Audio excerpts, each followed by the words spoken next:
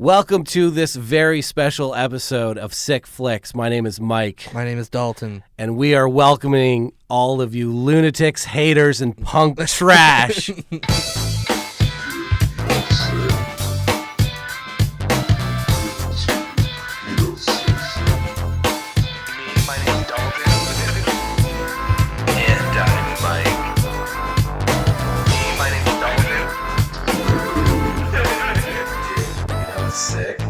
If you haven't guessed it, that is right. We are going to be talking about Paul Thomas Anderson's new movie, One Battle After Another. And yes, we've already broken our I don't know. It's not even normal. We're not even two episodes in, and we're already saying fuck it to the format. Yeah, we've broken the format already. But this is a bonus. special. It's a bonus episode. It's not an official part of the catalog. It's not as part of the series. No. It's just this movie is very sick. We really want to talk about it while it's fresh. And we figure you guys, if you've just seen it, you want to hear about it. You want to hear more people talk about it. You want to talk about it, so yeah. It's perfect. It is, and it doesn't happen all that often where we get a big, loud, noisy PTA movie like this. No. It just so happened that, two PTA fans started a podcast about a week ago. So, yeah. We're going to break the format. We're going to talk about it. And to be perfectly clear and transparent, it's also to take advantage of the algorithms and hopefully get some more listeners. That's literally the two. So if you've never heard of us and you found this by searching One Battle After Another into your podcast platforms, welcome. Yeah. Welcome. Thank you for joining us. Yeah, this is our unofficial but official second episode, I guess. Yeah, 1.5 maybe. Right. So this movie came out just this past weekend. We're going to we'll have some kind of, agenda here to get through. It's not going to, I don't know, it's not going to be that long. As you can tell, we might ramble though. We might. Obviously we're going to ramble, but that's what this show is. Yeah. But as you can tell from my voice, last episode, Dalton was sick. This episode, I'm just getting over the cold. We call it Sick Flicks for a reason. Someone's always very sick. Very sick. I guess it's probably due to all the making out that we did between episodes. Non-stop. Non-consensual, and one of our it's always one person is one not. person doesn't want it. Yeah. The other one really wants it. That's right. But no, I'm trying to get out of get past the sickness, and I'm feeling good, but it's still in my voice. So I might be a little lower than the normal baritone voice that I have. Yeah, you're already normally pretty low. Low, but if I just take it down, I can really get in there, a little lower than usual. But yeah, so this movie, obviously very loud, noisy movie that came out this past weekend. Dalton, where did we see this movie? We took a little field trip. Yeah. From our normal stomping grounds of London, Ontario. Yeah. And we went to Vaughan, Ontario, about 2 hours or so away, to see this in IMAX 70mm, 10 o'clock show. 10 p.m. 10 p.m.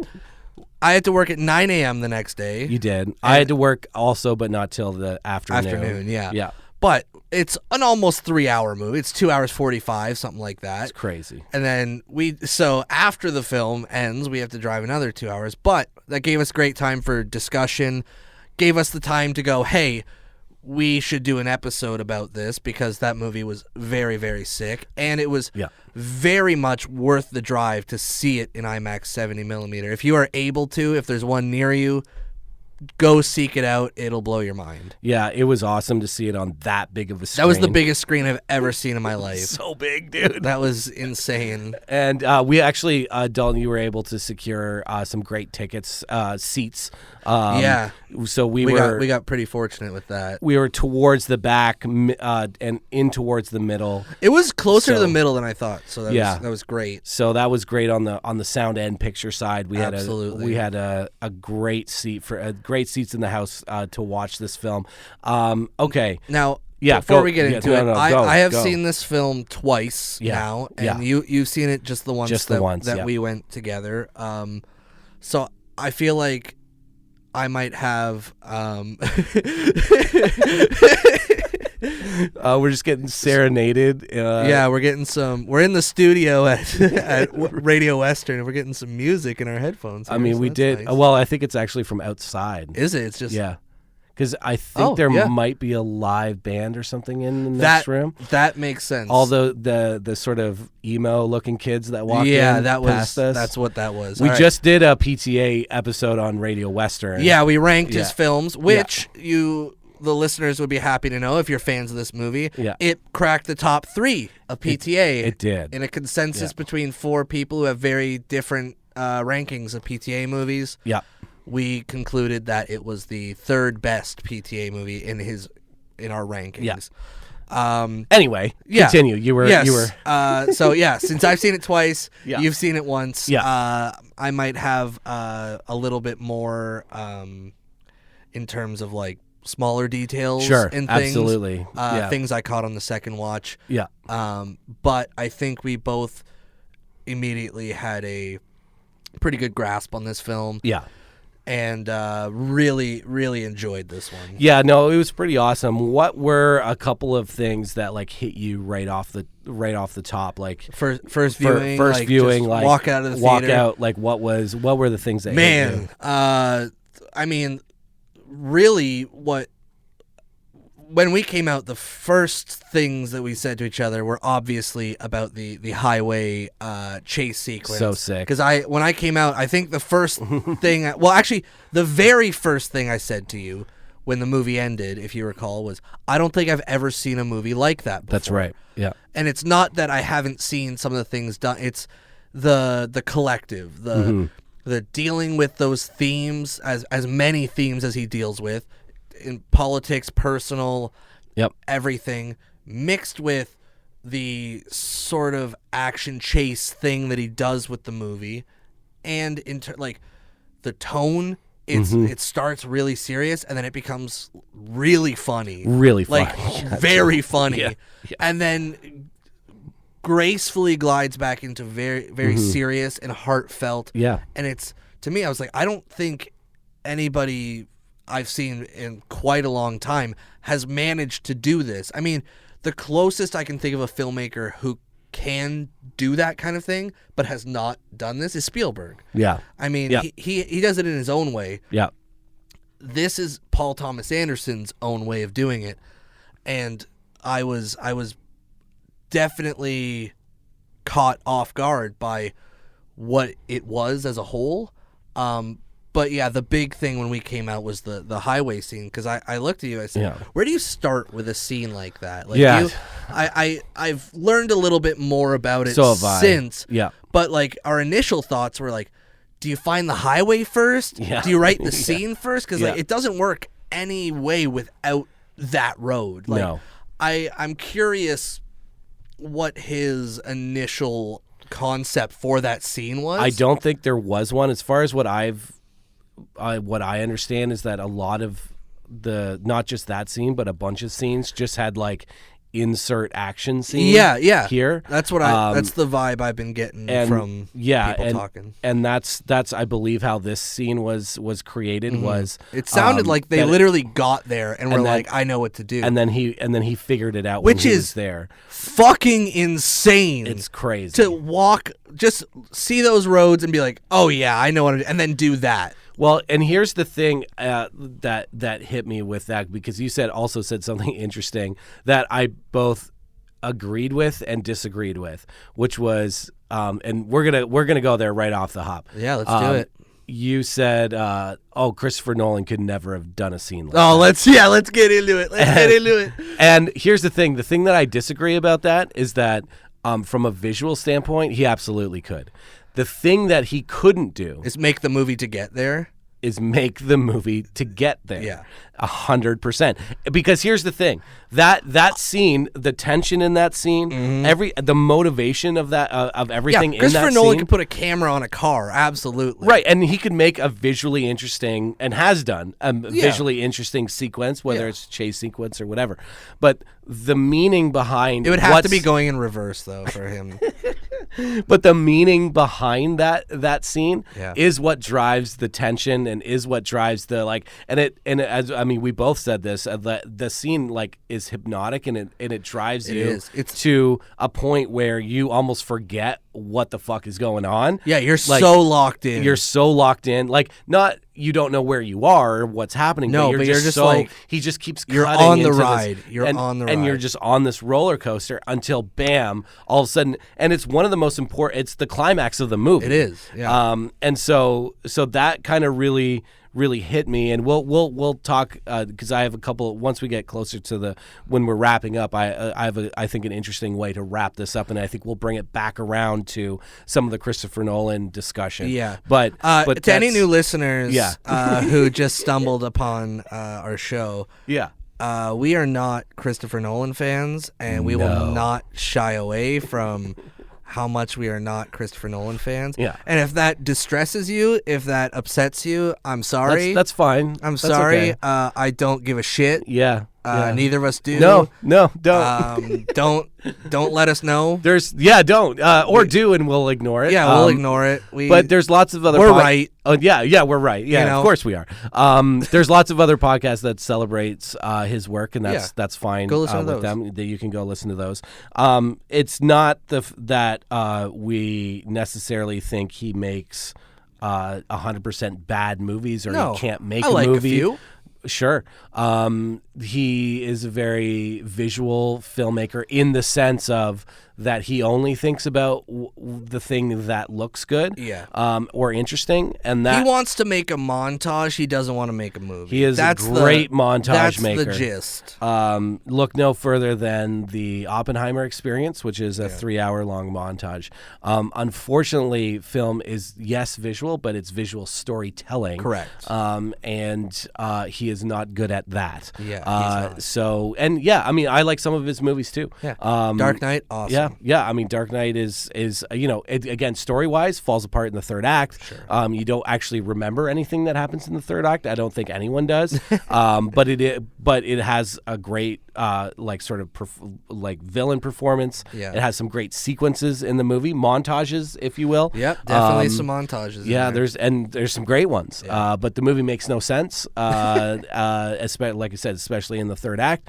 And really, this is for me personally, and we're not. This isn't going to be a full-on hate. Yeah, episode. we'll wrap up the Nolan hate momentarily. I will say, we just got to get it out. The thing is that if everyone has their own journey in film and how they come across movies, and certain movies hit you at certain times. Of course. For me, I definitely, because of when I came up, I was at a very impressionable age in film school.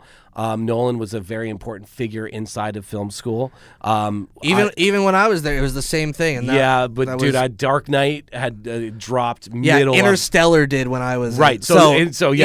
Yeah. So there's, I think, both of those, and right at the end. So mine was the two big noisy Nolan films were Dark Knight and then Inception was in 2010, right? So talk about noisy. And wow. And movies that he has. The magic trick of Nolan is that he makes you think that he knows what he's doing. Yeah, and exactly. and that he is an important filmmaker. He takes credit for the cinematographer, the visual effects people, and Hans Zimmer, and they're like, it's all Christopher Nolan. And once the veneer was pulled from my eyes, because here's the thing, it's like this is I'm definitely stealing this, but it's like a barracuda that is attracted to a shiny thing. Yeah. And that's what Nolan he's a jingling keys director. He is, and that's who he attracts as barracudas, like people that are just attracted to shiny things and they don't look anything past that shiny thing. Yeah. And once you start dissecting his movies, for the most part, I will say I do really like Dunkirk, but that's because the style of that movie it actually helps the storytelling of that movie, because it is one long montage, but that is great for that storytelling device. All right, now that we've gotten rid of the go ahead. So that's all so what I wanted to say for my own journey, just to put a cap on that, was that for me, what did me in and what pulled the veneers away from my eyes was when he or whoever started comparing him to Kubrick. Yeah. And then I was like, whoa, and let's get real for a minute, right? And then I started really kind of like thinking about his movies and being like, wait a second, there's actually like nothing absolutely here. it's like a really nice Ferrari with no engine in it. It's a pop song. Yeah, exactly. It's not a good pop. It's not a good pop. It's not song. It's not Rihanna. It's a Benson Boone song. Exactly. Yeah. Anyway, so that's our little like now that we've lost all of our audience, and now that if you're still here, you're a real one. You are. Let's talk about a real filmmaker. Yeah, PTA. Paul Thomas Anderson. So those are a couple of things that stood out for you with the movie. Yeah. How about you? For me, it was how funny it was. There were so many moments. We will be spoiling the movie. By the way, this you're gonna like. We're always just assume we're gonna spoil every movie. This is a spoiler heavy show. Yeah. If you have not seen the movie, stop. Please, turn us off. If you haven't, because you're then come back though. Yeah. If you're a Nolan fan, you already left. You don't have to worry about it. Yeah. If you're smart and you don't like Christopher Nolan and you're still here, and you haven't seen One Battle After Another, please pause right now. Yeah. Go watch the movie and then come back and then revisit and hear us. I mean, we did already talk a little bit about. Some stuff, but we haven't spoiled anything. Yeah, we spoiled that the climax takes place on a highway. So if you didn't, whatever. How funny it was. Performance-wise, I think Sean Penn really surprised me. Oh, he's so good in it. He's so I'm not good. a Sean Penn guy either. Not really. But I thought he was awesome. He's so good in this movie. So the performance, like Leo, is unbelievable. He's just so good. And he's great at. He has this chaotic energy. He does that he has in a couple of movies, but this one is like cranked to 11. And like the costume helps so much. I mean, how many people are going to be him for Halloween? Everyone should be. Yeah, because it's such a good costume. Yeah, maybe we'll go as maybe I'll go as Benicio. Go as Sensei and Ghetto Pat. Yeah. Or you know what we should do at the Highland? Maybe we'll all dress up like the Christmas adventurers. Maybe let's not do that. Maybe let's not. No, but they just wear like polos and khakis. Yeah. And just be like a Hail St. Nicholas and stuff. Hail St. Nick. Yeah. Yeah, that's pretty good. Yeah. That's the thing is I saw somebody on Twitter, I think it was, and they were like, I hate that the Christmas adventurers are so bad because Hail Saint Nick goes so hard. And I was like, it does. It's I couldn't help but think of the South Park episode because like there's also an adventurers club there that Chef is a part of. Yeah. It's something adventure as also an adventurer club. Yeah, I know what you're talking about. I can't remember what it's called. Yeah, me either. But anyways, that's what it made me think of was the South Park episode. They have similar vibes, different goals, but similar vibes. Yeah, definitely different goals. But so performances were big for me, and then the Super Adventure Club. The Super Adventure Club, yeah. The performances, how funny it was. Those are the things that really hit me initially, and then I think how, I guess, the best way to put it, I guess, is how accessible this movie is. Sure. I think to the general public, which is funny that like it really is, even though it's got shit like the Christmas Adventurers Club. But that's the magic trick of this movie. I know it really is. There's many things in this movie that I think are kind of a miracle. Yeah. And that's really number one. Like the themes are very accessible. Yeah. The way he goes about them are insane. Yeah. And absolutely. And that the magic trick of you could watch this movie and not care about and not know about or care about who PTA is or who any of the people in the movies are. You can just be like, oh, this is kind of because there's a ticking time bomb in the movie. Yeah. It's very yes, it's a little longer, but like it doesn't feel but it really because really of the way the film is broken up in terms of the way the story progresses. As soon as the second act kicks in, it does not it just stop. rips the whole way through. Stop. There's like, a little ticking time bomb thing with him trying to get the password, like and him trying to find his daughter. Yeah. Like it is a searching movie that way. So there's always something to get to. Yeah. There's the villain right off the top. You mentioned a bunch of times when we've been talking about this movie, the threat of violence. The stakes of the movie are high. All these things like are surface level, like you can consume it and then be like, that was fun, and then not think about it again. Yeah. However, for me, I've been thinking about this movie a lot, actually. Me too. And the more I think about it, certain things like really hit me. Like, even on the way home when I was like thinking about Leo's character as a hero, but he really doesn't do anything heroic. Yeah. Except for the fact that I think I even said this to you, that his heroism is showing up and being a dad. Being a dad, exactly. And it's again, this is spoiler territory, but like he's not the father of the kid. Yeah. So, but there's a difference between a father and a dad, and his heroism is just being able to show up. And I mean, that's that is, to me, I think the whole thing. That is the whole movie. thing. Yeah. And the moment when they reunite, and Will has just undergone like a horrific experience. Yeah, it's not great. And she just took a man's life. Yeah, on the run. Everything is caught up to her in that moment. Yeah. She's just learned that the man who she's been running is her father. All of this, and then as soon as Bob shows up in his bathrobe, and with a sniper rifle, whatever, and she, in like a decrepit car, she is so confused, and she's yelling out the passphrase, and he just keeps saying, "It's your dad, Willa. It's your dad," and she does it. It takes her like a full minute, and I think her performance, Chase Infinity's performance, it's her best scene in that moment is so good. I mean, right before it when she has the scream, into that moment of her getting up, being able to trust him, being able to see him as not the fuck up that she saw him as earlier. Like he's there at her lowest moment, at when she's the most scared and most confused. And his only thing to reassure her is, "It's your dad." And I think it's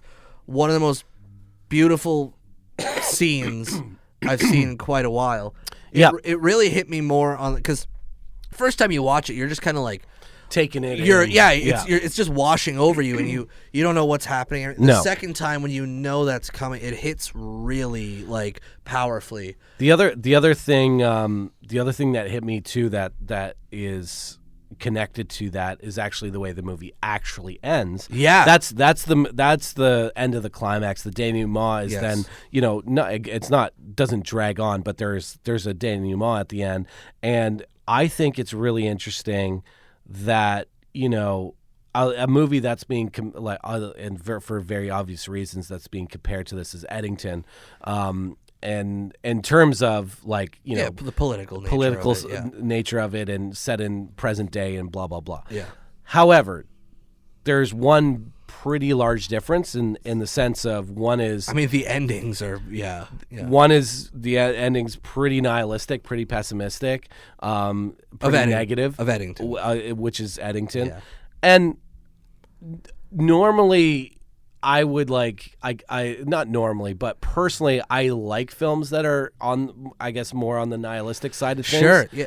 However, I'm also a sucker for maybe there's a little hope, right? Yeah. And I think the way that he ends this movie, it's almost like it's cheesy, but it's the perfect ending. It's the perfect ending, which is of course you can recognize this circular nature of things. The daughter's taking up where the parents left off, and blah. That's all nice, but really, I look at maybe a little bit. It's another past battle. That. It is another battle. Yeah, exactly. You have all those things, but a slightly sort of, I guess, I don't know, grade 9 English version of it, I guess, would be that there is a little bit of hope. That they don't solve racism. They don't solve anything. They don't solve the world's problems. They don't solve the only thing they violence solve or anything. is saving a family. Right. And so it's enough. Right. It is. Yeah. And yes, the big bad of the movie is defeated. However, and that's a whole thing in itself, because really they eat their own and all that, which is a whole other thing. Yeah. But in this instance, like at the very end of the movie, like I said, the grade 9 English version, to me, and I don't say that that the movie treats it like that, but just a way of interpreting it, I guess, is that, you know, there is that little bit of hope that he's done his job, and now the next generation gets to go out and fight their battle, right? Yeah. Or fight the next battle, and with an amazing needle drop. I mean, yeah. But that just little bit, but that little bit of, like, I guess, hope, or like, hey, it's okay that we're still fighting, and that's like good enough to, like, you know, and it's the next generation. There's a lot of generational stuff in this movie. Absolutely. And so I think that sort of little bit of hope, I guess, at the end, and I guess, you know, happy ending, if you want to call it that, is something I would say it is. It is. And you know, maybe PTA typically isn't known for his most, like, uplifting movies, you know, or endings. I mean, Licorice Pizza is a pretty happy ending, right? But I guess I'm thinking more of the, like, There Will Be Blood, and Boogie, you know, Nights. Boogie Nights is pretty depressing, and Magnolia. Magnolia is like one of the saddest movies, but yeah, and the happy ending is that someone smiles for the first time. Right. Like, that's how severe that movie is. Exactly. So I don't know. That I really liked. So these are a couple of things I was thinking, like, not just on the ride home, but recently, when I've been thinking about the film, that has, like, kind of hit me as, like, oh, that's, like, really interesting. That, I don't know. Yeah, those are the things that I've been, like, interested in thinking about, is those kind of themes, and what PTA was interested in doing, and that kind of, like, culmination of, I mean, you said it when we were talking about it, and at first I was like, maybe that's a little bit, like, hyperbolic, of, like, oh, this is the culmination of everything he's doing, and then I'm like, well, it kind of is, though. It is. It has hints of all of his previous works. Like, you can really see if you look for them, you can see parts of everything in there, yet it feels so new. Yeah. It feels unlike anything he's touched before. Yeah. And for being a much bigger movie than he normally makes, a much bigger budget, like a true studio film, which is, like, so weird to think about. So wild. Warner Brothers is like, yeah, here's $120 million, $150 million bucks. Go for it. But the thing is, it has all the action. It's got all the stuff, but you can also feel it's probably, aside from Phantom Thread or Punch Drunk Love, it's probably his most personal movie. It's very personal. Like, it's very. Yeah, you can really feel he put his whole heart into this movie. Yeah, and to partner with Leo for the first time on something like this is just. I think it's funny that he worked with his dad before he worked with him. Yeah, like, I just think that's hilarious that like his dad is in Licorice Pizza, and then he's just like, yeah, and I guess I'll get Leo into this one. Guess. But we talked about this. Speaking of Leo, we talked about this. I don't know when, Saturday. So we saw this on Thursday. Yeah. We talked on Saturday. I went and saw it again Saturday night. Yep. We talked about how I thought it was one of DiCaprio's top 3 performances. And I think you were with me on that. Yep. We disagreed on what the other 2 were. Yeah. But yeah. But we were like, this holds a place. I mean, there's probably, like, I know we don't have to get into it, but I mean, the thing is, you could throw in a few different ones in there, but this is definitely in the conversation. Yeah, it's hard. It's hard to ignore. It has to be, because it's yes, it's a bumbling idiot role, and yes, he isn't really good at anything, but when he's good at one thing, though. No, he is. Yeah. But when he gets to, like, the emotional moments, I mean, like, the whole thing is driven by emotion. Yeah. Even though he's a bumbling idiot, like when the reason he's stressed and everything, from a very basic story point, you know, is obvious. But, like, to play that as not just like, oh, I'm worked up, I'm doing that, you can really feel the immediacy in what needs to be done that he's being prevented from doing, and I don't know, to make it funny, and while thinking, like, it is really sad what he's going through. Yeah. And like all this, it's a really tough balance, I think. Mm-hmm. And I can't think of, I mean, off the top of my head, any other actors who could pull that off. Currently, it's a very like who else do you cast in that role? I don't see anybody. Yeah. I mean, maybe Joaquin could do it. Yep. Just because, like, I'm thinking Inherent Vice, he kind of does a very similar thing, but Inherent Vice is a little like it's not as big a performance as like Leo in this. It's more he does have those moments. What kind of world are we living in if Leo's in Eddington and Joaquin's in? Yeah. The thing about I think like that's kind of an interesting casting. That'd be funny to see Joaquin in both. Right. Yeah. I feel like here's the thing. No shade against Joaquin because he's an incredible actor. Yes. One thing that Leo has that he does not have is box office draw. That's true. And there's a reason why, and this was on one of my notes. He almost hit $3 billion with his movies so far. He's that close. Yeah. This was in my notes to make sure that we touched on was this will be Paul Thomas Anderson's biggest movie from a box office standpoint. Yeah, of course. And Leo's a big part of that. Obviously, I think this movie doesn't get made without Leo. It doesn't. Yeah. He brings a certain comfort, I guess, to people that have money. In terms of even if the movie's bad or people don't respond to it, if Leo's signing on to it, there's a reason why he's there. It's that, and people have no idea what this is, see Leonardo DiCaprio and go, I can trust that movie. Right. And because here's the thing, like if you look at Leo's career, he does like post Titanic when he's like actually like, and once he gets into his like we'll call like adult years, like sort of post Catch Me If You Can, he doesn't really pick bad movies, even though he picks his movies very and his well. And his filmmakers very specifically. Like even something like Body of Lies, which is like kind of like an okay movie. Yeah, but there's like on paper you can see why he wanted to do that movie. Yeah, there's a handful, but like overall.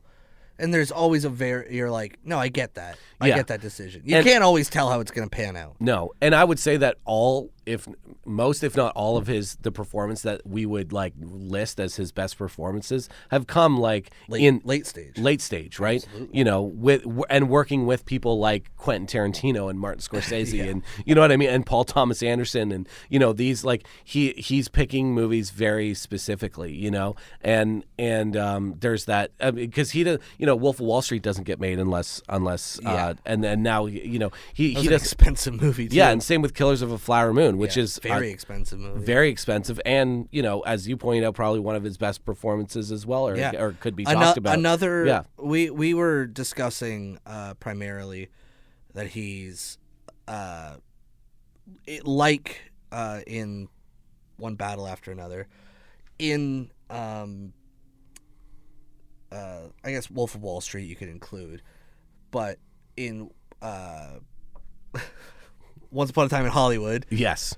Long title that I couldn't remember is there. Yeah. And even to an extent, Killers of the Flower Moon, he I guess less so in Wolf of Wall Street, but he's got the bumbling thing going on. Oh, yeah. Right? Like Wolf of Wall Street, for most, when he's like really high and like out of his mind later in the movie, he is kind of like a bumbling and it's funny and everything.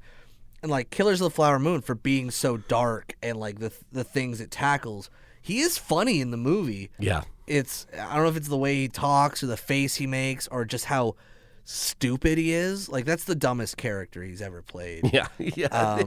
And he's amazing in it. Yeah. And I mean, everyone in that movie's amazing. That movie's amazing, but he's really fell into this sort of like hot spot in his like later years. Yeah. That if I was this age when his movies in the 90s and 2000s were coming out, probably wouldn't be that big of a fan of his. I mean, I'd like some stuff, like Catch Me If You Can. I like Titanic. Yep. I'm not like, I don't love it, but I like it.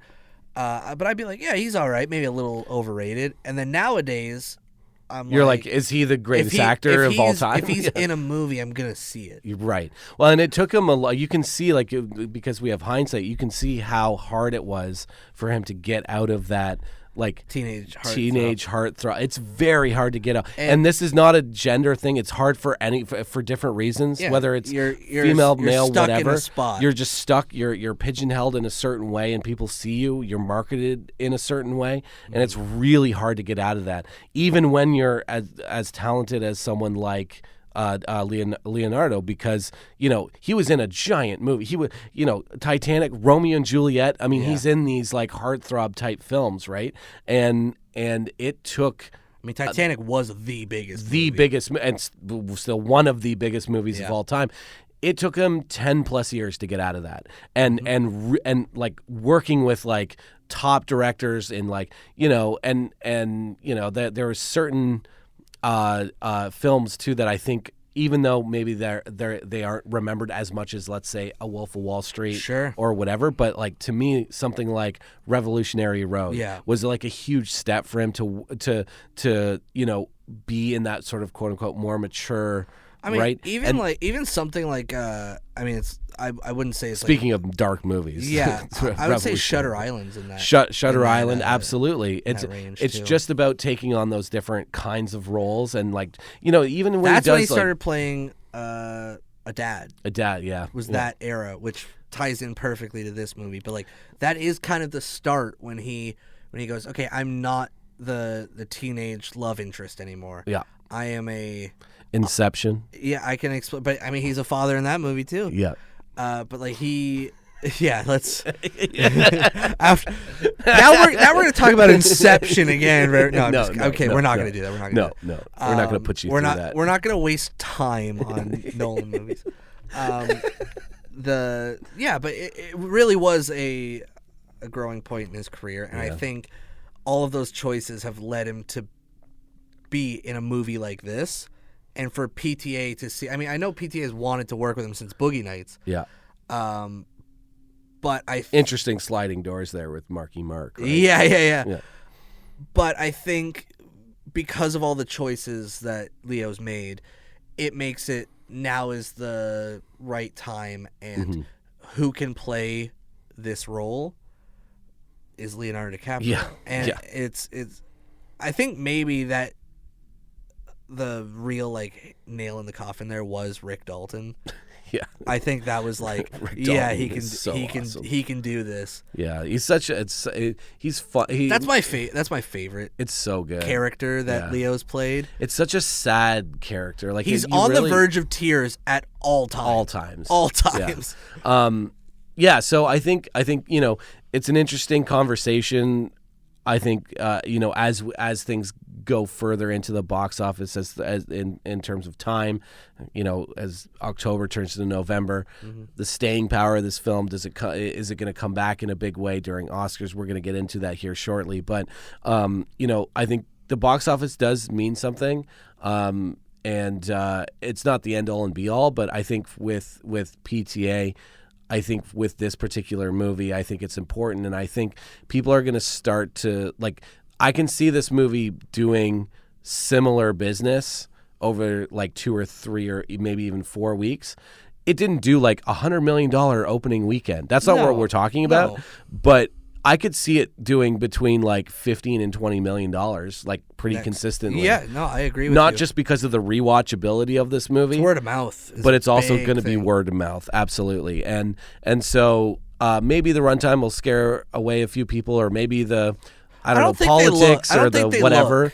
But I don't think the average person looks maybe the runtime. Well, they should start looking, but I disagree. But yes, but maybe it could be the politics, it could be the timing of the movie, it could be whatever. But I think this movie should hit a wide range of demographics and should have some staying power in the box office. I really do. Now, it is a very loud, noisy fall in terms of a lot of movies coming up.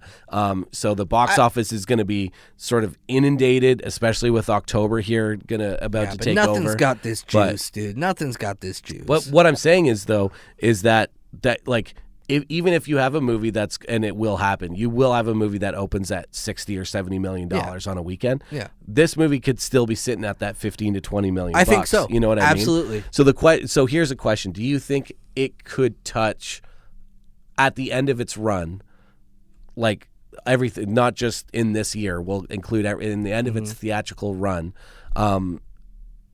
Do you think it could touch 100 million domestic? Domestic? Yeah. Would it make 22 its opening weekend? So it's got to make 5 times as much money as it did opening weekend. No. But I don't think it's far off. I see like 80. Yeah. I see 80 as a very realistic goal. I don't think it gets to 100. But I think it does well in terms of worldwide box office. Yeah, absolutely. I mean, it's already like pretty close to PTA's biggest movie already, just by the first 4 days. By the next weekend, it'll be past that. Yeah. With the international stuff. But it's an interesting thing because I honestly, like, if I was, I like a good underdog. I would take the underdog on that. I would say, yeah, let's have a PTA movie hit 100 million domestic. I don't know if we'll get there, but I honestly think it's going to have a couple of different lives. Yeah, well, his highest grossing worldwide box office is 77 million. So that's why I'm being a little more conservative. Yeah. So I feel like we're a good chunk into this. Yeah. And we haven't talked a lot about how sick the movie is. The movie's very sick. It's very sick. I wanna ask you. Yes. It's probably what's next on my list. A a couple of things. Yeah. Let's start with Mike. Is there a particular scene in this film Let's go. that you found especially sick? I'm so glad you asked, Dalton. Literally, that was like, I was like, okay, we got to get to 6 scenes, right? Yes, of course there are. I think you and I have. We have some. Yeah, we have one that I think is. Well, there's a couple which is of half the movie. Yeah, sick moments. Yeah. There's some sick moments. So I'll give some sick moments maybe. Please do. Jungle Pussy. Jungle Pussy is an all-timer. Yeah. When she's up on the thing doing the like. All right, y'all. My name's Jungle Pussy. That we were. Oh, dude, dying. It was which so is good. that's her actual stage name, right? Yeah. Which is so awesome that he saw her and he goes, "That's so good. I'm gonna cast you and just be yourself." Yeah. Because you're the coolest person. Another sick moment is when he's gonna send his daughter off to the. Oh my god! And it's the Whatever they them. Do. Oh, the they them. Yeah. It's the they them thing. It's not that hard. It's not that hard. Just trying to be. Just trying to be nice. Just trying to be nice. Trying to be polite. Just trying to be polite. Yeah. And then he goes up to the and then immediately threatens him like, whatever you do to her, I'm gonna do that exact fucking thing to you. I swear to God. We're talking about freedom, baby. We're talking about freedom. So those are some good moments. Love Semen Demon. Semen Demon was very funny. Towards the end, obviously. That got such a big laugh. Yes. Both times I saw it. There were moments that when we saw it got really big laughs that didn't when I saw it the second time. When he drops that one definitely got the crowd. When he drops the "What are you fucking retarded?" Yeah, that on the first on our. Oh my god, they lost it. So those are just like some quick moments. I'm sure there's more that but those are the definite highlights. I mean, really, one of the sickest like things in the movie, I guess, is, I mean, you could say the whole second act, but really, like when he's trying to charge his phone. When he's trying to charge his fucking phone, dude. Literally it just kills me. From what's up, homie? What's up, homie? From when he's running around with like a cord. Yeah, and, like, with a 1G phone. 1G phone. When so good. When he, the moment he leaves like his house. Yeah. To the moment he gets tased. Yes. Is the best sequence. Yeah. Of. Definitely of the year. Yeah. But so of good. the last like couple years because it's so good, dude. It's so nonstop. And makes me so want to go and watch the movie. Yeah, just so many moving it. parts. Like, the whole, and then Sensei Sergio, The whole like, dude, when he's talking to, when he finally gets his phone charged, he's talking to Comrade Josh, and It's another one, Comrade Josh, dude. and he's just like, you obviously don't have fucking kids. You got a stupid fucking name. And then he's like, I don't know what time it is. And Sergio Sensei's washed his face. He goes, 8:15. 8:15. Like, oh my God, it's so funny. The other thing is, in that scene when the Comrade Josh and everything, when he finally gets when he calls in Greyhawk 10 or whatever it is, and he's just like, no, Bob, you'll know this. Bob, trust me, you're gonna know this question. And the question is, what's my favorite kind of pussy? And the answer, Mexican hairless. And it's like, and he knew it instantly. He has not been able to form a thought for the past 20 minutes of the movie. Just knew it instantly. And they just, oh, of course, it's Mexican hairless. The other in that scene too, when he's when they want the kid in the to watch the door while they go upstairs, and they're telling him to get off his phone, but Bob thinks he's yelling at them.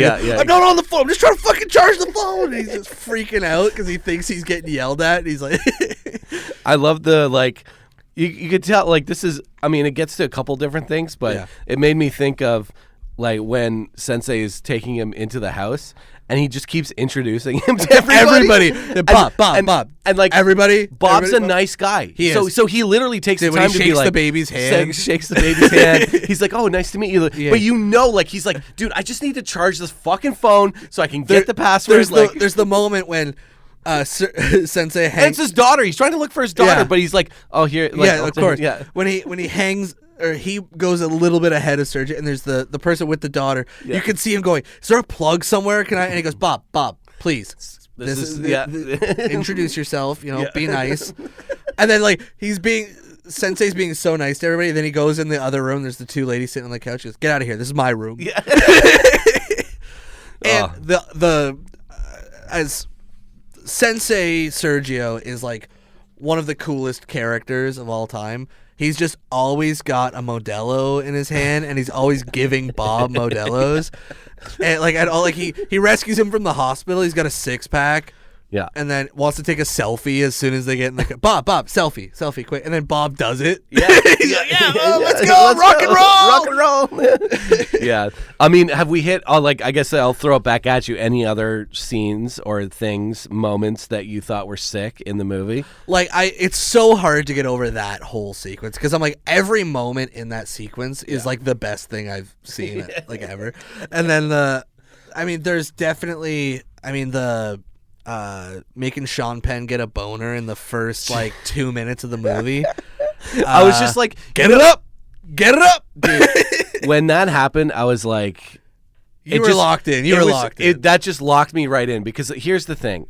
I just knew I was like, okay, I'm in safe hands. Yeah. Like, we're not going off the rails. This is how he's starting the movie in the first act, which I've said to you too. Like, I didn't particularly was taken by the first act. Sure. But also, that moment is, a very attractive black woman literally, dominating a piece of shit white man and embarrassing him. And even though he's really into it. He's very into it. It's a huge power thing. And I'm like, this is how we're starting the movie? Yeah. And boom, you got, Leo as the bumbling idiot already. He's like a firearms guy, and he's okay. But you got the love explosives expert or whatever, yeah. And expert you got expert and so you got the love interest. She's doing he's the love interest. She's obviously doing her thing, so hot, high octane. I really like doing that the thing, and you have the villain. Yeah, and he sets all of that stuff up right away. I like that you don't really know the way they talk at the beginning. You're like, they might know each other, but it seems like she's just giving him orders. He doesn't really know what's going on. Yeah. And then as soon as it's over, they're just violently making out in the back seat and these crazy close-ups. Yeah. And it's that's how you introduce the relationship. They do shit like this. Yeah. They get off on it. And it's perfect. So that big moment in that as well, besides the Sean Penn boner, is is Leo throwing the tear gas into the thing and yelling like, "We're the French 75. You are political prisoners. Fuck the police. Fuck the police." And then gets in the car and starts making out with Tiana Taylor. I was like, this guy rules, man. This guy fucking rules. So good, dude. It's so good. Yeah, so besides that, like, I'm trying to just, like, in my head go through the movie, but I don't want to do every fucking scene in the movie. Of course not. But every scene in this movie is I mean, we sick. talked about the highway sequence is very sick. Do you know what? Actually, I want to give a scene I think is very sick. Mm-hmm. Is actually the paternity test scene. I was gonna. That was the last one I was gonna bring up. Is the tension, the comedy when she's like, "Why is your shirt so tight?" He goes, "I'm not gay, if that's what you mean." And then he pauses for a second. He goes, "I'm not a homosexual, if that's what you're saying." And then like once, but he like Sean Penn like he goes turns to it on. He goes to a 10 in that scene. Like it starts funny, and the second actually right before he sees what it is, and he's trying to figure out how to use it, and she's like rattling him, and he calls her a mutt, right? He gets right in her face, and it's like he's just like hit this point that he can't, because he realizes like there's no going back from this moment, right? And then as soon as he shows the line and he turns it and he just goes, "Uh-oh." Yeah. But then he does this thing where he leaves, he comes back. Once he comes back, the intensity he brings, and the intensity she brings to that scene too. Like he's really aggressive. He's got her by like the back of the neck and he's screaming at her. But what he screams is so funny even though he's angry. Do you remember what he screams? He screams, "I am a Christmas adventurer!" Right. Because that's his whole motivation for everything in this movie, is that he is so hell-bent on being a Christmas adventurer. I love it's how so good. sad his character is all the time. It's amazing. But that's his only goal. That's his only goal in life. To have that is something. That is him achieving all that he can achieve.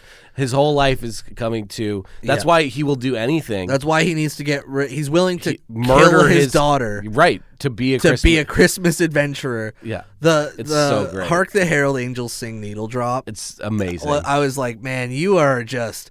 I know. Like I was thinking about it earlier today. I was like, I know he was sitting at home by himself writing the script, and he sat and he wrote like music. Hark the Herald Angels, and was just dying laughing. Yeah. Or the first time he wrote Christmas Adventurers, he was losing. He goes, "This is the whole thing." And they like now. Hail Saint Nick, Hail Saint Nick. Like all of that was just cracking him up. So good, man. Yeah, it's so good. A lot of people have been. I haven't listened to everything, obviously on podcasts or whatever. But I've been trying to avoid. I listened to. There's been a lot of mention of Doctor Strangelove as in a comparison to this movie. Yeah. Which specifically with the Christmas Adventure Club and that kind of. He's very. I know what they. Where they're the satire, and there's certain character sort of stuff. Like I could see one of them being really worked up about body fluids. Right. Yeah. Clean, like pure. Like the Christmas Adventurers. I'm surprised they weren't talking about their precious bodily fluids. Yeah. Let's go into sickest lines. I have a few. Yeah. I have a few that aren't the sickest, like what I think are the sickest lines, but ones that I think are really funny that have stuck with me. Can I give you Semen Demon? Semen Demon's up there. Jungle Pussy's up there. Yep. There's a few. The like Tom fucking Cruise is pretty good. Yeah, Tom fucking Cruise. Yeah. There are a lot of great lines. I mean, how we started off the episode with like. It's Christmas Adventures again, but like the punk trash. Yeah. Or every time he says "What's up, homie?" What's up, homie? I'm gonna go back to it again because I need to. Any of the bits of Leo on the phone, especially in like once he gets his phone charged, that whole scene, he's so funny. He's so great. He has this bit. I even saved a clip on my phone of him doing it where he goes, "Life, huh? Life." It's so, the way he delivers it is so funny. Yeah. I want to say in the middle of this, I just got a message from Ronan, who works at the Highland, who has just come out of One Battle After Another, his first time. Relevant. And he says, "One battle is so good, it hurts, man." So the sickness is going around the Highland cinema. It is, yes. We are all pretty big PTA fans, but we are really excited about this. I'm very excited that we can go and talk to him about it now. Yes. I'm curious what parts he will like. Me too. Okay. Sick lines for you. I mean, those are I mean, I like he when he's on the phone with Comrade Joshua, and Joshua says something like, "You're invading my, you're encroaching on my space." Or my something. Auditory, like trigger. My auditory triggers. Yeah. Like it's a sound trigger. Yeah. Yeah. The I was just trying to be nice. I'm just trying to be polite. That's pretty good. There's the I don't remember the password. I am a alcohol and drug lover. Yeah. I have abused drugs and alcohol, so I don't remember the passcode. And then, or when he goes, what was the answer to the question, by the way? And he goes, "There is no time, or time can." And then he goes, "Fuck you, man! That's so fucking stupid." Yeah. It's so mad. So I mean, I think we, as far as I can remember, hit on. I mean, the Semen Demon it's really good. It's really good. Really, that scene where he's just, I know, as soon as we're done this episode, 100 are gonna come. I know. So like me. There's a bunch from from Sean, like the reverse raped me. Or you reversed. Like the way. I was raped in reverse. Raped, and you're like, what? Like, that's such an odd way. Like, his whole performance there is just so weird and over the top. I love the way that he dies. That's not a quote. That's just like that he looks ridiculous. He just looks absurd, and the fact that like the people that he loves the most when he murdered him. Is talking to them, like when he's going into the office and he goes, "Yes, sir. Yes, sir." He gets like way dorkier. So dorky. And then he's just like, "Absolutely, sir. Couldn't agree more." They sir. like stick him in the side, and he's like so pumped. And he's like almost crying. Yeah, he's so proud that he's finally achieved it. And it's like, dude, you have to know they're gonna kill you. They're just gonna murder you. This is like his Goodfellas moment, right? Yeah. I think I think we've hit everything, at least on my checklist. It's funny that you had like sick scenes and sick lines, because like I had those on. I was like, we got to get to those. It's the cornerstone of our show, brother. So let's end. Let's end things off with this. A little some predictions, some 8-ball. Let's shake up the 8-ball. Let's crystal ball this. It's gonna win everything, dude. What's your Oscar? Wins everything. Wins. And like, are we talking 10? Like, no, like 12 nominations, 10 wins. It's gonna get a lot of noms. Yeah, I think it wins Best Picture. Interesting. I think it wins Best Director. Best Director gets him his first Oscar, right? As a director. Adapted screenplay potential. Leo gets it. Gets his second Oscar. Absolutely. Okay. Benicio? No, I don't think they're gonna go with Benicio. Interesting. I think they'll go with Sean Penn. Sean Penn. Mm-hmm. They might do both. If someone wins, it's Sean Penn. Yeah. Unfortunately, as much as I think she deserves it, I don't think Chase Infinity is getting a nomination. She's great. She's so good in it. It's just one of those bullshit things that I know the Academy is going to do. Yeah. Like, I bet you Tiana Taylor's going to get one. Yeah. Maybe, I don't know, maybe somebody else too. There's going to be a bunch of below the line stuff too. Yeah, I mean, it'll get editing, cinematography nom, editing. But I don't know. I think we talked about this before. Is there a rule that there has to be one cinematographer for the Oscars? Oh, I don't think so. No? Okay. Maybe, but I they don't have know. weird rules on stuff like that. But it should, like, cinematographer probably. Yeah, maybe, it just has like, two, so that's why it's costumes maybe, editing, score absolutely. I think it wins score. Score is really good. It's very good. Yeah, there's a lot of I could see this getting, anywhere between 8 to 10 nominations. Now, the thing about it, of course, is I think there's going to be some recency bias here because we just saw this in terms of there's a bunch of movies that haven't come out yet that no one has seen. Or no one, as in like the general public, haven't seen. Yeah. I think there's going to be a case for certain films like Hamnet. I think there's going to be a case for certain films like No Other Choice, and Park Chan-wook. Maybe it's his time to get a directing a win. I think he gets a nom. I don't think he takes it this time, especially because of all the strike stuff, and he got kicked out of some guilds, which is awesome. It's so sick. I think there's a bunch of movies. We can't ignore Jim. Jim's always coming. He's coming. He's coming. I'm sure we'll have an episode on that too. Yeah, I'm sure we'll probably go back to the same theater and see it. But Jim's always there.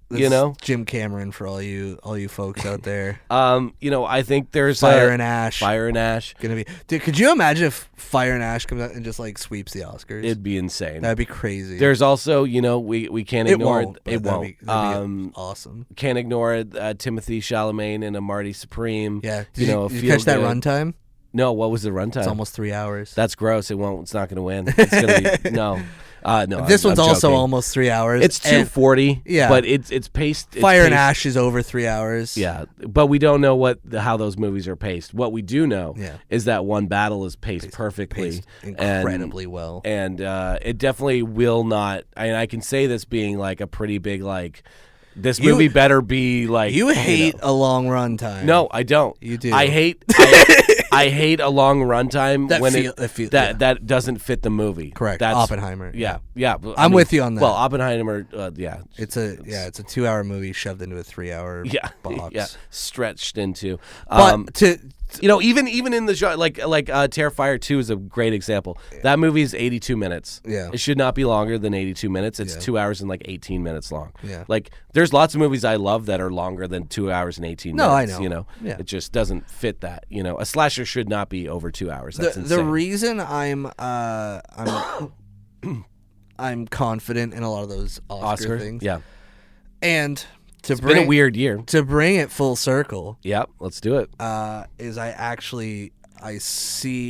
think they're gonna go the route of Oppenheimer, and just do a sweep year. Well, I think it's got a lot of things going for it that Oppenheimer had, which was like crowd and critics loved it. It made a bunch of money. This isn't gonna make Oppenheimer money. No, it's not even gonna be close. No. It deserves to make more money than Oppenheimer, but yeah. It's got that large format. You have to go see it in a large format where he brought back fucking VistaVision presentation. I mean, Brady Corbett did a movie in VistaVision, but he did not project it in VistaVision. Mm-hmm. Sure, only 4 fucking cities in the world get it, but I think that's something cool. The Academy like foams at the mouth over. And all of this sort of, and the fact, this is a big one, all the cast and crew have been doing the publicity. Yes, they've been doing the work. And none of those people do that. No. Leo doesn't do it. Including PTA. Leo doesn't do it. PTA definitely doesn't do it. Yeah. They are really on, and I think with the launch of this, the movie came the Oscars campaign. I think they're starting before anyone else. Yeah.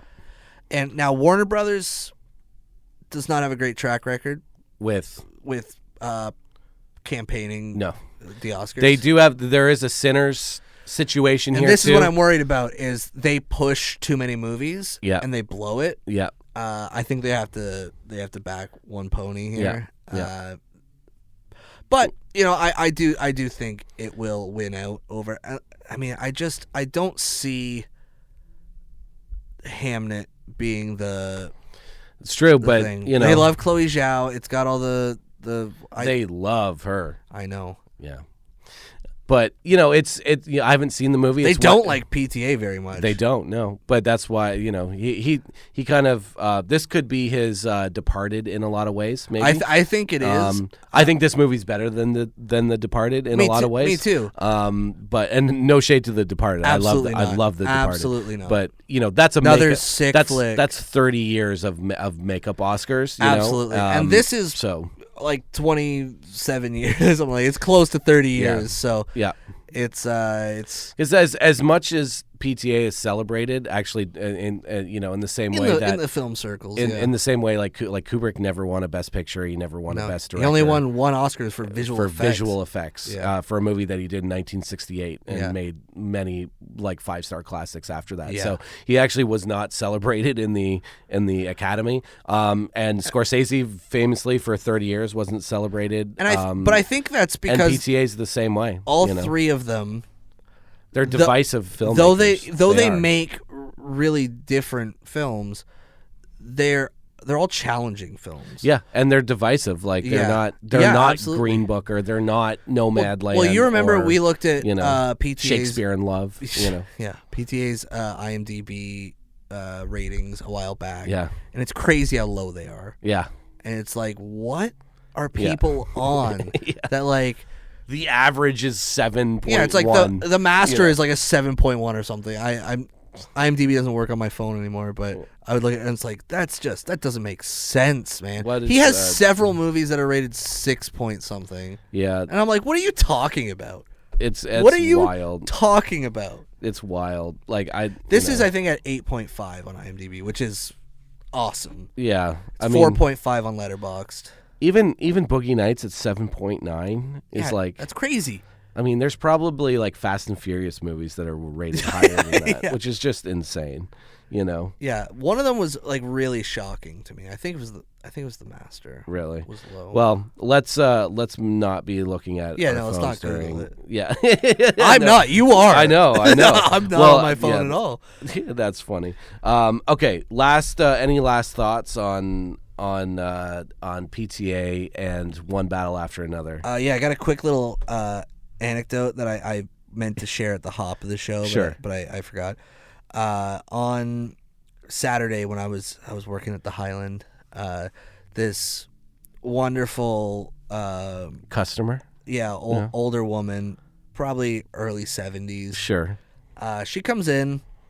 She's about 30 minutes early for her show. The other show is not even out. And she starts going up to everybody and going, I saw this new Sean Penn movie last night. That's awesome. And she goes, it was crazy. It was awesome. And then I'm laughing because I'm like, I did not expect someone to call it the new Sean Penn. It is the new Sean Penn movie, but not wrong. But I was not what I expected. And she just kept, and she didn't know anybody in there.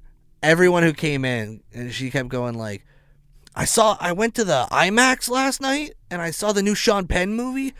It was crazy. You have to go see it. It was awesome. And I was like, I love this lady. Yeah. She was a little aggressive. Sure. And was like, there was like two like 19-year-old kids with her who I thought she was spoiling it for her because she was like getting really into it and I couldn't hear what she was saying. So after the show they got out, I asked the two younger people, I was like, was she just like spoiling One Battle After Another? They go, oh no, she was just like loved it and was just like going off about how much she loves it. And I'm like, that's so great. And then they go, yeah, we're seeing it at 6:00 tonight. We're so excited. I'm like, yeah, dude. They got the fever. Everyone's got the fever. Yeah. Old and young. Crossing generations. Yes. Exactly like it's meant to. Yeah. Yeah, I just wanted to share that. That's awesome. I love that it was like she was. I'd never seen her before either. So like obviously in the later like old, right? Yeah. And then she's doing it to like obviously like unless like a 19-year-old is living under a rock, especially if a 19-year-old's at the Highland, specifically, they know they're gonna know what One Battle After Another is like for sure. Yeah. And the fact that she's like hard selling it, and she kept calling it the Sean Penn movie. I mean, all of that is just awesome. Yeah, and then her one other thing was her friend showed up later on, And she does the same thing. Yep. Did I tell you I went and saw that Sean Penn movie last night? And she goes, oh, it's crazy, it's amazing. And she goes, did I tell you what the whole thing was? Did I tell you what it is? And then she went into the theater, but I know she just talked her through the whole movie. The whole movie, yeah. Just explained everything that happened in one battle after another. And I kind of really wanted to hear her retelling of a PTA because it movie. sounds like it will just be all the Sean Penn stuff. Yeah. Movie opens and it's crazy. Sean Penn, she makes him get a boner. Oh my god! Couldn't believe it. I would have loved to hear the rest of that conversation. That's awesome. So let's put the final nail in the coffin. Is this movie sick? One battle after another. It's very sick. It's very sick. And you should all go and watch it, regardless of when you're listening to this. Watch it. Go join the French 75. Absolutely. Start a revolution. Viva la revolution. Viva la revolution. Get out there. Get out there. Really fuck some shit up. Yeah. Really, really get into it. That's the takeaway. Oh, yeah. Is get involved. Get involved. Yeah. Get involved. Well, thank you so much for listening. Yeah. Sorry to the Nolan fans. Yeah. Fuck you. Maybe you just found it entertaining. That's fine too. We're not gonna hate on you if you like his movies, but secretly we will. Yeah. But I did just say fuck you. So. Thank you for listening to Sick Flicks and this very special episode on One Battle After Another. I've been Mike. I've been Dalton this whole time.